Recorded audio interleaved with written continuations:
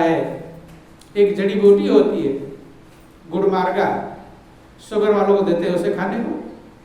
तो गुड़ मार्गा को अगर उसके पाउडर को आप जीभ पर रख लो, खा लो थोड़ा गुड़ मार्गा, और उसके बाद गुड़ रखो मुंह में खाओ, चीनी रखो खाओ, मीठा रखो, तो मीठा लगेगा वो पानी जैसा लगेगा। चीनी भी, जो शक्कर है ना, शक्कर भी आप मुंह में रखोगे तो पानी जैसा ही लगेगा। क्यों लगेगा? क्योंकि पहले गुड़मार खा लिया है, गुड़मार का उसका नाम है, गुड़मार खा लिया है। अब उसने तुम्हारे स्वाद को मार दिया है। क्या कर दिया है? मार दिया है। ऐसे अज्ञानता ने हमारे सत्यता के स्वाद को मार दिया है। इसलिए मीठी चीज सत्यता भी समझाई जाती है तो वो भी हमें सत्य मीठी लगती नहीं है, वो भी कड़वी लगती है। क्या लगती है? कड़वी। और इसी कारण से कहा दिया गया कि सत्य कड़वा होता है, क्योंकि सत्य तो मीठा होता है लेकिन अंदर कड़वा का विष घोल लिया है, इसलिए सत्य कड़वा लग रहा है। तो संत जाया करते थे, सेठ जी रास्ते में बुला लेते थे, चाय पानी पिलाते थे। संत ने कहा भाई इसका, संत तो ऐसे प्रयास करते हैं कि किसी कोई सच्चाई को समझ सके, और जिसका कुछ प्रयोग करते हैं तो उसका जरूर भला करने का प्रयास करते हैं, ना करें तो कर्जा लद जाएगा, कर्ज में डूब जाएंगे। संत समझाने लगे सेठ जी कुछ भगवान का भजन भक्ति भी कर लिया करो, अब उम्र धीरे धीरे खत्म होने के करीब आ रही है, संकोच में ही कह रहे हैं, खत्म होने के करीब आ रहे थे, ये सुनकर भी लोग उल्टे हो जाते हैं, नहीं हो जाते।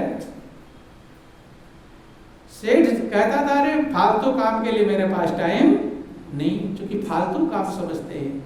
प्रभु के भक्ति को, प्रभु के भजन को, अपने मन को स्थिर करने को, जिससे हमारा जीवन आनंद का भंडार बनना है, जिससे हमारा जीवन का लक्ष्य समझ में आना है, उसको लोग फालतू का काम समझते हैं।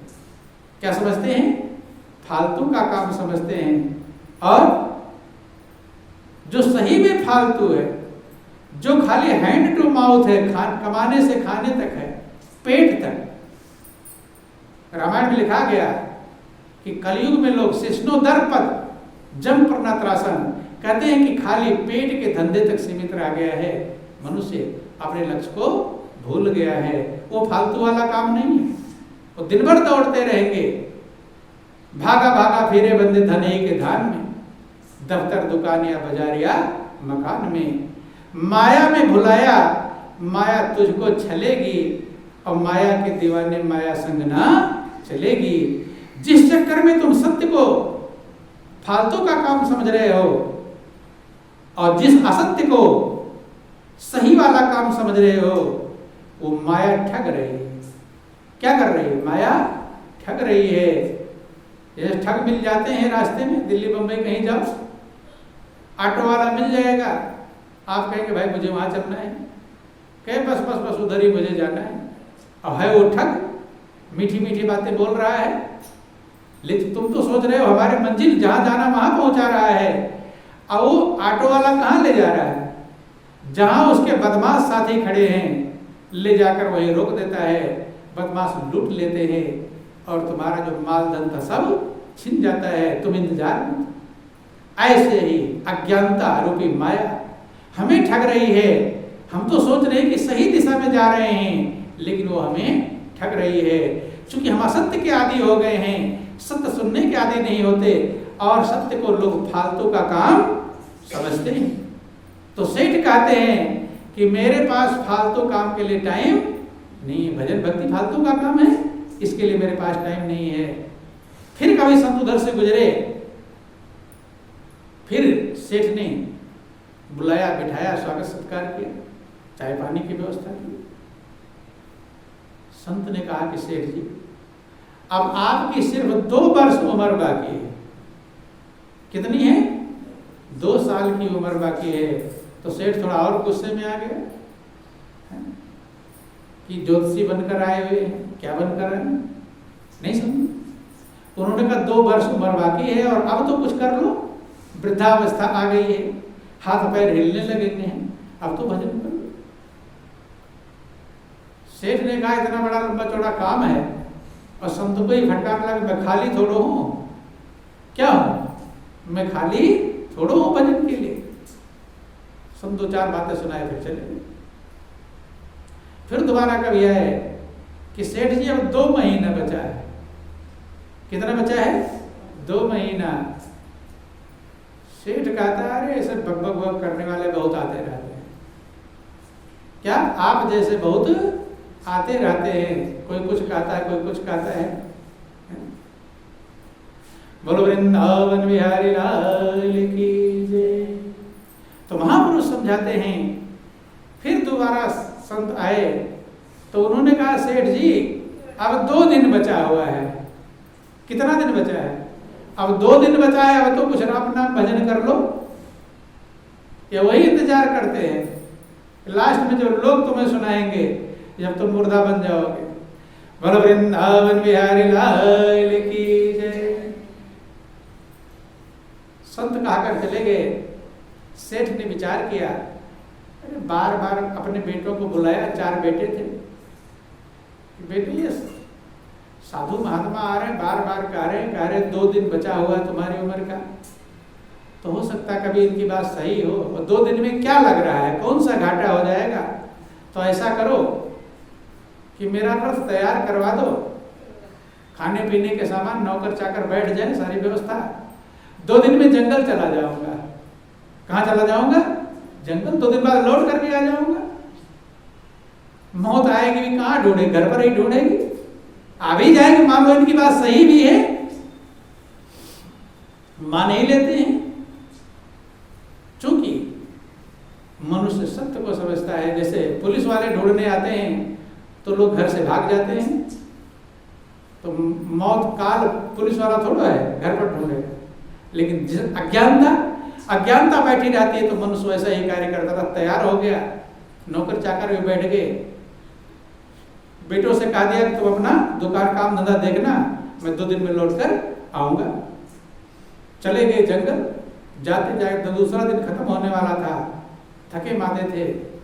कहीं तालाब किनारे रोका रथ कि अब यहाँ पर खाना पीना बनाओ और स्नान कर लेते हैं। तो जब सेठ तालाब में स्नान करने के लिए गए तो वहीं मगरमच्छ ने पैर पकड़ लिया। क्या पकड़ लिया? मगरमच्छ ने। चूंकि महापुरुष समझाते हैं कि काल कहीं से आता नहीं मारने के, तो तुम्हारे साथ ही है, इंतजार कर रहा है। तुम भले एक श्वास ना गिनो, लेकिन काल तुम्हारा एक श्वास गिन रहा है। कब गिनती खत्म हो, कब मारो। उसे होश है और तुम बेहोश हो। क्या हो? बेहोश। कि काल खड़ा सिर पर सदा और मन चितवे बहुआस, दादू जीव जाने नहीं कठिन काल को पास। जहां जहां दादू पग धरे तहां काल को फंद, और सिर ऊपर साधे खड़ा तऊ न चेते अंध। महापुरुष समझाते हैं काल खड़ा सिर पर सदा मन चितवे बहुआस। काल सिर पर खड़ा है, मन में बहुत आशाएं, कल्पनाएं, तमन्नाएं, इच्छाएं मौजूद हैं। अब ये करेंगे, वो करेंगे, वो करेंगे, वो करेंगे, ये सब रहनी चाहिए। लेकिन पीछे काल का भी ध्यान रहना चाहिए, वो भी आ सकता है। वही वाला हाल है कि जब सांप मेढक को पकड़ने जाता है तो सांप दौड़ कर नहीं पकड़ता। दौड़ कर पकड़ेगा मेढक, यहां से वहां कूदेगा, वहां से वहां कूदेगा, मेढक को पकड़ सकता नहीं।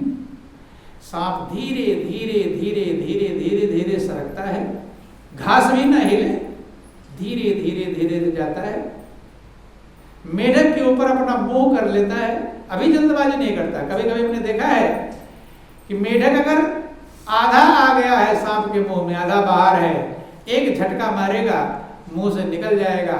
अगर एक बार मेढक सांप के मुंह से निकल गया तो फिर दोबारा पकड़ने आने वाला नहीं है। सांप कितना भी दौड़े, वो एक छलांग यहाँ, यहाँ से वहां, वहां, सांप इतने जल्दी मुड़ भी नहीं पाएगा।